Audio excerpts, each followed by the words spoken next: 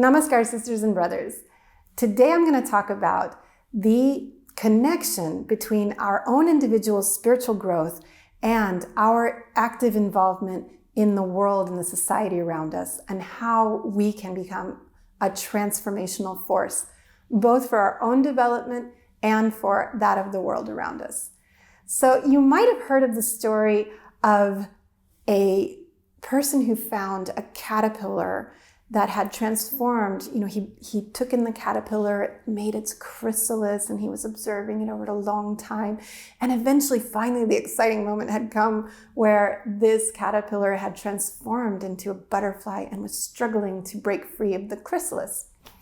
Well, he watched the struggle of the butterfly to break out of the restriction of the cocoon, and he felt sorry for it. And so he thought he should help it. And he took a scalpel and made a very, very fine incision carefully so as not to harm the delicate butterfly underneath. And he succeeded in creating a bit more of an opening. And so the butterfly was able to get out and be free more quickly. But to his dismay, when the butterfly succeeded in getting out of the chrysalis, it was not able to fly. Its wings had not developed enough strength and force from the struggle that it was meant to achieve through breaking out of that cocoon. And so effectively, the butterfly had been rendered disabled even by this well-intentioned person's effort to help it. Now, in spiritual life, there are stages of evolution. And in yoga, this first and most important stage in our spiritual growth is to go through a stage called Shakta. This stage is characterized by vitality, by energy, and by gathering more and more power, by developing our clarity, our commitment, and our ability to adhere to the principles that are rooted and deeply grounded in love. And not just a goody-goody type of love, not just an emotional, sentimental expression of love, but the type of love that is about not allowing anyone to be an exploiter or to exploit. Not to exploit me, not me to exploit you, and not to allow you or anyone else to exploit others. So this is what develops our noble qualities. This is what develops our principles, is when they are tested, when we have to use them, apply them, put them into action. That process develops our Shakta, develops our power, develops our ability to break through our own limitations of fear, of greed, of jealousy, of anger, all of these types of lower emotions and impulses that seek to dominate us. Through testing them, through situations in which we have to apply principles, these become more clear, more strong, more of a force within our lives. And so the world offers us plenty of opportunities for this.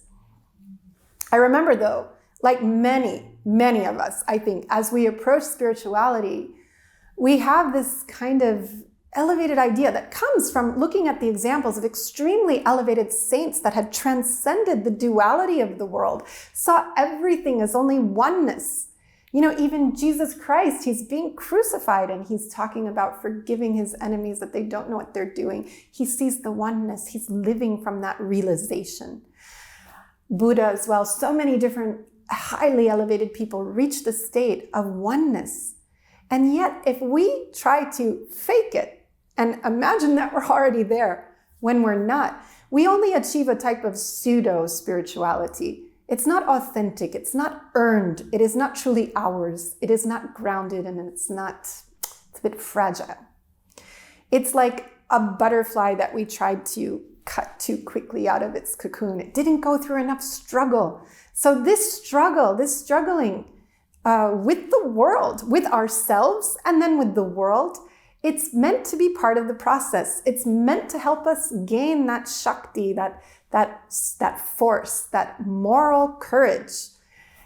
Because this is what's necessary to fight against our inner obstacles that prevent us from being fully absorbed into that non-dual state.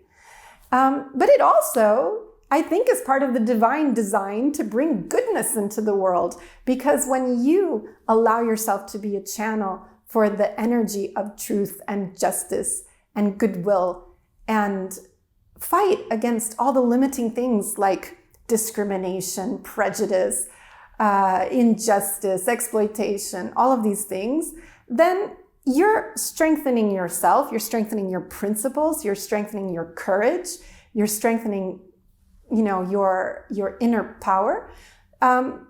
But you're also impacting the world around you. You're also bringing that into the world. There is an expression that for evil to dominate in the world, it is enough that good people don't do anything. And so the more that we develop goodness, real, authentic goodness through spiritual practice, through the spiritual practice of learning how to connect and root ourselves deeply in that consciousness of oneness, of love, when we believe that so strongly that force can help us to break through any other types of sentiments or ideas that seek to limit and to seek to divide and seek to create hatreds and in-groups and out-groups and all of that, then we can create a truly noble human society. The planet's been waiting for this. We need to do that type of struggle internally to be able to overcome all those temptations, and externally to really transform and create a world in which people who do have clarity and deep compassion and really care about the planet and not just, selfish, limited, short-term thinking, when that type of wisdom can rise up and be part of leading the world, we will transform this planet. So we need to do that work. We need to struggle. We need to help these butterflies to really break through from all those limiting ideas and to develop that strength and grounding and principles, to have the power, to have the Shakti with which to be agents of transformation, catalyzers of positive change in the world, and to bring about a truly better future for all of us. Not just for human beings, also for the plants, also for the whole ecological system. So we can do that. We can be the change that we want to see in the world. We really can do that. We have to start with ourselves. We have to start with training our minds so that our minds have this ability to detach from negative tendencies and to stay rooted and grounded in not just the positive, but the spiritual, the divine. And that's our spiritual practice. That's what meditation does. So if you don't already know how to meditate, this is, the first, I think, grounding for really being a force of positive change on the planet is to be able to gain that strength of mind through spiritual practice. But then the second, intertwined way that gets exercised and expressed and how we can really bring out noble qualities is through engaging with the world, engaging in an active way, trying to bring those principles into fruition, into expression in the world around us, in the relationships around us, in our sphere of influence, but also not being shy to take a stand where we see exploitation or injustice and to actively participate in ways that bring about something better. It's easy to be critical. It's harder to come up with solutions. But we need that wisdom, that love, and that transformational force. So don't wait for someone else to do it. You are the one that we've been waiting for. We all are the ones we've been waiting for. I wish you success. Thank you. Namaskar.